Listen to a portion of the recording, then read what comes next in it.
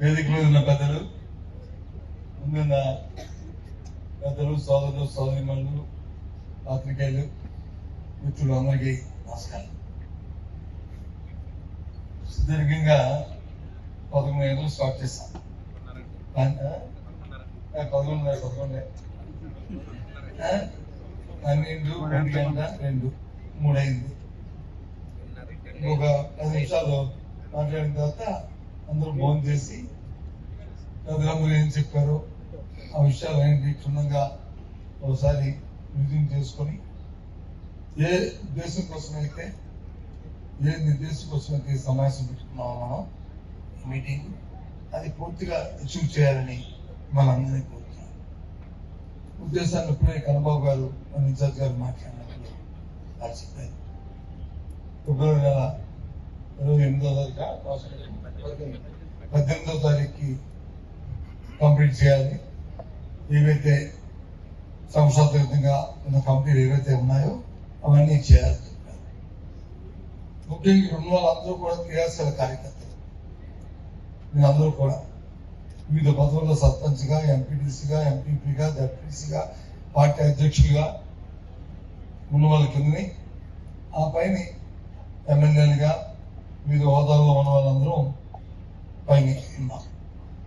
దయచేసి అందరూ సమన్వయంతో ఈ కార్యక్రమాన్ని పూర్తి చేయాలని మిమ్మల్ని అందరినీ కోరుతున్నాం. ఫస్ట్ ఆఫ్ ఆల్ ఏదైతే శ్రీనూరు జిల్లా మండల కమిటీలు ఉన్నాయి కదా, మండల ప్రెసిడెంట్లు వేశారు కానీ ఆ కమిటీలు ఇంకా కాన్స్టిట్యూట్ చేయలేదు. ఇది మెయిన్ మండల కమిటీ కాన్స్టిట్యూట్ చేయలేదు. ఇది చాలా అబ్జెక్షన్. వెంటనే అది జరగాలి. మండల కమిటీలన్నీ కూడా దయచేసి పైన ఇన్ఛార్జ్ అందరూ కూడా కొద్దిగా దృష్టి పెట్టండి. ముందు మండల కమిటీలు మీ మండలాల్లో 4-5 లేదు మున్సిపాలిటీ ఉంటే మున్సిపాలిటీ ఆ కమిటీని ముందు పూర్తి చేస్తే ఆ తర్వాత దానికి సంబంధించిన అనుబంధ సంఘాలు అవన్నీ ఆ కార్యక్రమం 1 by 1 తీసుకెళ్తే దొరుకుతాయి. ఎందుకంటే 1 by 1 దానికి ముఖ్యంగా ఈరోజు సమావేశానికి ఉద్దేశం వచ్చి గ్రామస్థాయి కమిటీని పూర్తి చేయాలి. అందుకే దానికోసం మన రాష్ట్రం నుంచి కూడా 2 అబ్జర్వర్లు కూడా పంపించారు. హర్షాన్ని అలాగే ఎదురైపోవాలి. వీరిద్దరు కూడా ఇన్ఛార్జ్ అందరితో కూడా అధ్యక్షులతో కూడా సీనియర్తో కూడా అందరితో కూడా కోఆర్డినేట్ చేసుకుంటారు. మీకు ఏది ఇందాక చూస్తారు మీరు మాట్లాడినప్పుడు అప్పుడు అవ్వట్లేదండి, లేకపోతే ఇంకో కార్యక్రమం జరగలేదని అన్నారు. ఆ విషయాన్ని వాళ్ళతో కోఆర్డినేట్ చేసుకుంటూ ఎప్పటికప్పుడు వాటికి మళ్ళీ ప్రొలాంగ్ చేయకుండా ఏ రోజు ఫాలో చేయాలి. ఇష్యూ కానీ మన దృష్టికి వస్తే ఆ ఇష్యూని సాయంత్రం రాత్రి ఉదయం లోపల ఇష్యూ రిజల్వ్ అయినట్టు దయచేసి చేయండి.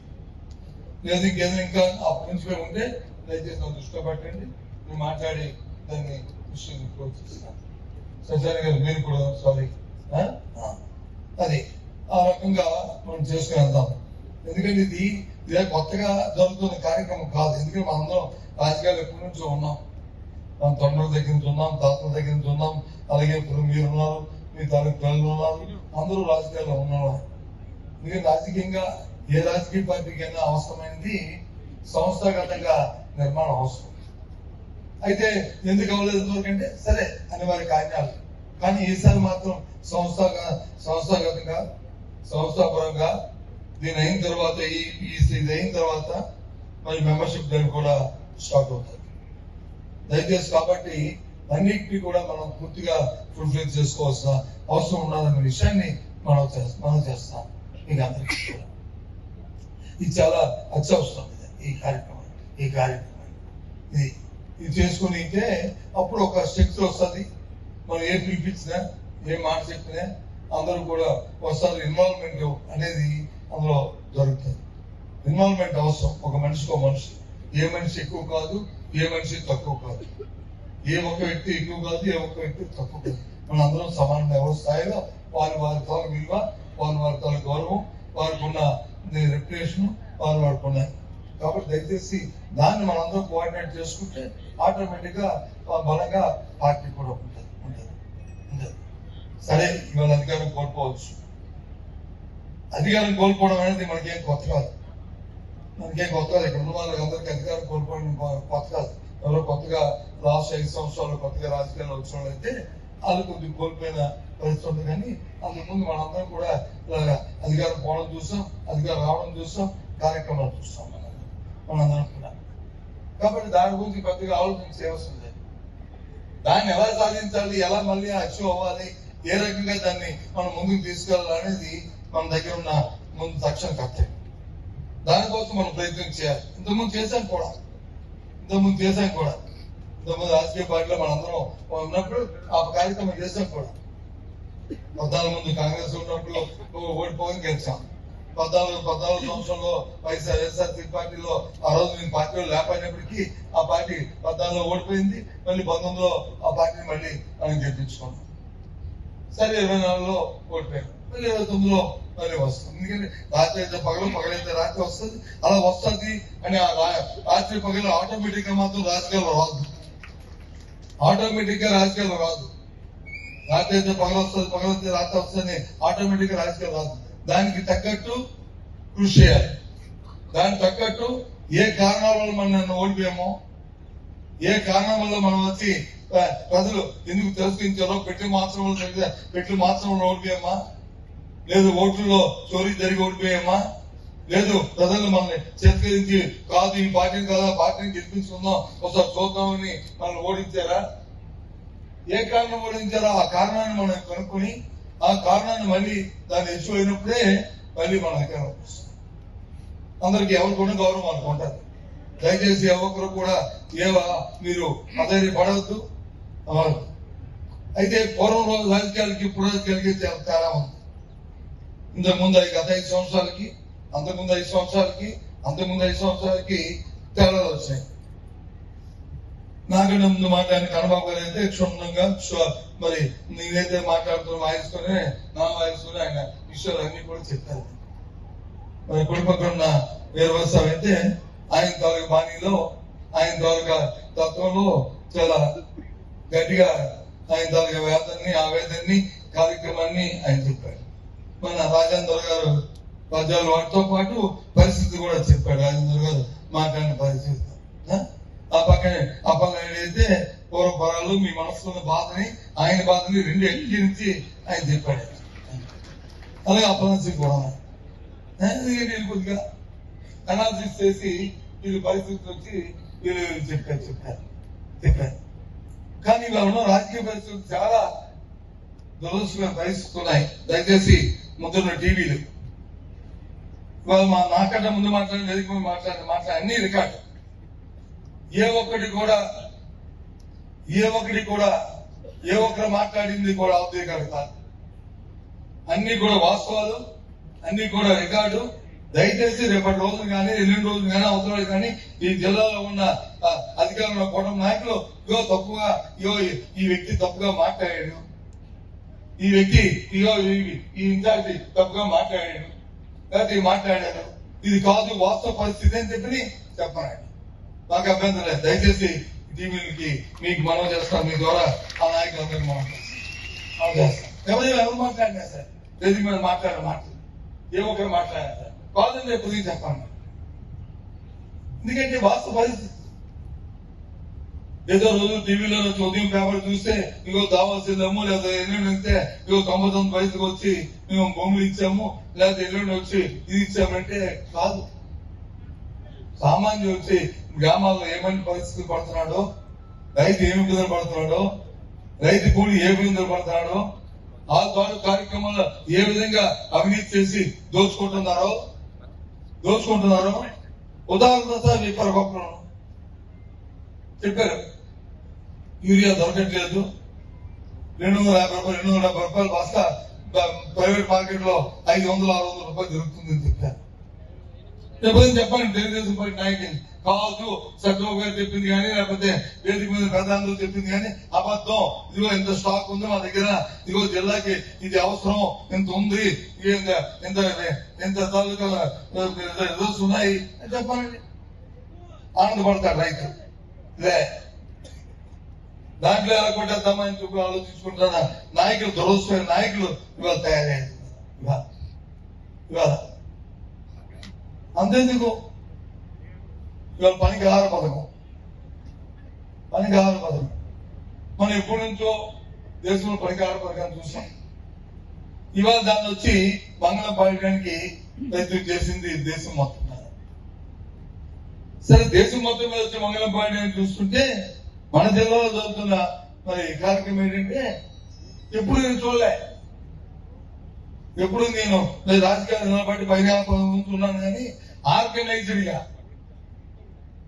దయచేసి రికార్డ్ చేయండి, ఆర్గనైజ్డ్ గా నేను ఇవాళ లెటర్ కూడా రాశాను ముఖ్యమంత్రికి, ఉప ముఖ్యమంత్రికి, మన సిఎస్ కి, సెక్రటరీ అందరికి.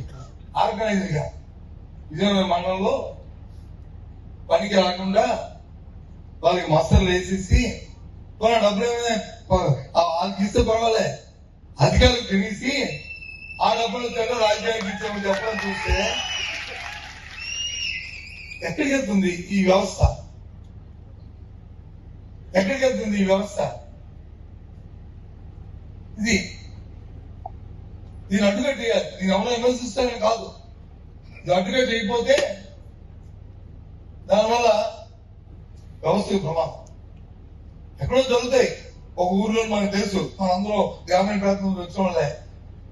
ఏ మేటో లేకపోతే ఏ ఫీల్డ్ అసిస్టెంట్ లేకపోతే ఏ సర్పంచ్ లేకపోతే ఎంపీడీస్ ఏ నాయకుడు ఒక 2 మస్తాలు వేసేసి ఆ డబ్బులు ఆడి డబ్బు కొట్టించుకోవడం అనేది ఎక్కడ చూస్తాం. కానీ ఆర్గనైజ్ గా మొత్తం మండలం అంతా చేయడం అనేది ఎక్కడ చూడలే.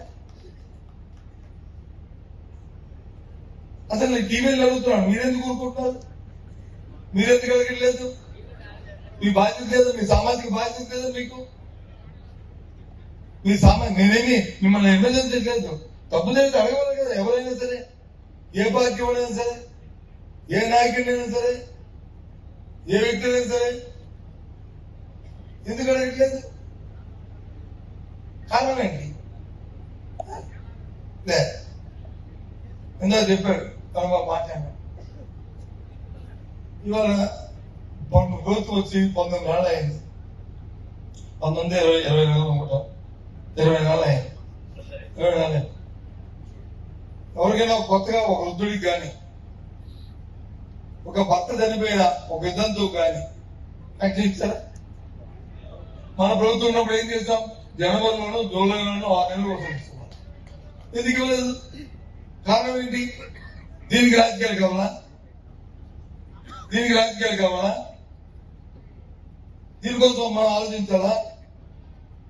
దయచేసి అందరూ ఆలోచన చేయండి.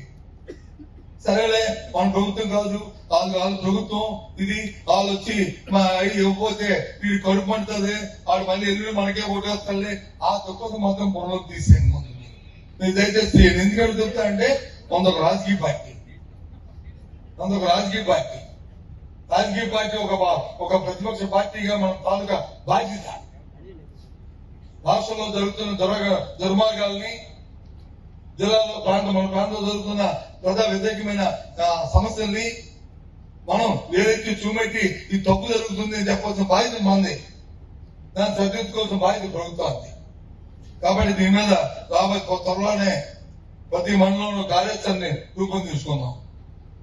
ఒక గ్రీవెన్స్ జనరేటర్ ఇప్పుడే ఏమవుతుంది అంటే, ఒక గ్రీవెన్స్ జనరేటర్ పెట్టాలి అంటే గ్రీవెన్స్ జనరేటర్ అందరూ మళ్ళీ ఒకసారి కూర్చొని, పెద్దలందరితో కూర్చొని ఎవరెవరైతే వీడియోస్ ఉన్నారో, ఎవరెవరైతే ఓల్డేజ్ ఉన్నారో గత జనవరి నుంచి అంటే 24 జనవరి నుంచి ఇప్పటి వరకు ఎవరికైతే పెన్షన్ ఇవ్వలేదో అందరితో ఒక మండలంలో 1 గంట సేపు 2 గంటలో కూర్చొని ఒక మాట చెప్పి ఒక దరఖాస్తుని అమరుపిద్దాం. ఎందుకంటే ఆ బాధ్యత చేయాలా, అది చేయకపోతే అది కాదు. కాబట్టి అది కార్యక్రమం చేద్దాం. అంతేకాదు ఈ మధ్య చేస్తున్న కార్యక్రమం అంటే ఏమంటే అమ్మమ్మ పార్టీ కార్యక్రమాలు కూడా కాదు. ప్రతిపక్ష పార్టీగా మన బాధ్యత మన గుర్తిరిగి మన కార్యక్రమం మనం చేయకపోతే ప్రతిపక్ష పార్టీగా దానికి ఉండదు. ప్రతిపక్ష పార్టీ అంటే అధికారం రావడం ఒకటే ధ్యేయం కాదు, ఆ ధ్యేయం అవసరం, అధికారం అనేది అవసరం. ఎందుకంటే సాధువులు లేకపోతే మనం ఇలా తపస్సు చేసుకోవడానికి కాదు. కాబట్టి అధికారం మనం చేయాలి. చేసి ఇలాంటి కార్యక్రమం అడిగే మంచి పనులు చేయడానికి మనం ప్రయత్నం చేయాలి. కానీ చేయాలంటే ఈ కార్యక్రమాన్ని ఆలోచన చేయాలి. ఇవాళ ఇటువంటి పరిస్థితులు రాష్ట్రంలో జిల్లాలోనూ ఎన్నో ఎన్నో పరిస్థితులు ఉన్నాయి. ఒకటి కాదు రెండు కాదు. ఇవాళ చూస్తుంటే కడుపు తరుక్కుపోతుంది. చూస్తుంటే మోడీ గారు వచ్చాక చెప్తారు ప్రపంచంలోనే ఒక పెద్ద ప్రజాస్వామ్య దేశం మన భారతదేశం. ఎస్, భారతదేశం వచ్చి ప్రపంచంలోనే అతి పెద్ద ప్రజాస్వామ్య దేశం. దాంట్లో ఎవరికి ఏ విధమైన అభిప్రాయం కానీ ఎవరికి ఏ విధమైన ఇబ్బంది కానీ ఎవరికి లేదు. ఆ దేశంలో దాంట్లో భారతదేశం వచ్చి ప్రజాస్వామ్యానికి అమ్మ తల్లి లాంటిది అని చెప్పారు. ఎస్, తల్లి లాంటిది. కానీ ఆంధ్రప్రదేశ్ ఏం జరుగుతుంది? మరి ఎన్డీఏ కూటమే కదా మోడీ గారు ఇక్కడ. మరి మీరున్న భాగస్వామ్యంలో ఆంధ్ర రాష్ట్రం ఏం జరుగుతుంది? ప్రజాస్వామ్యం ఉందా ఇక్కడ? నిన్నగాక మొన్న ఆ పన్నాల్లో 2 సంవత్సరాలు అయింది ఊరి పరిస్థితి చేశారు 200 కుటుంబాలని. ఒకళ్ళు కాదు, ఇద్దరు కాదు. 2 సంవత్సరాలు చేస్తే ఒక భార్యకి బాగలేదని చెప్పిన భర్త చూస్తే అటు చెప్పేస్తాను. ఆ తప్పిన నుంచి దానం చేయడానికి వెళ్తే నీ తాలూగా ఐడి కార్డు చూపెట్టు, నీవు ఐడి కార్డు చూపెట్టు అని చెప్పి ఆధార్ కార్డు చూపెట్టి అడుగుతున్నావు.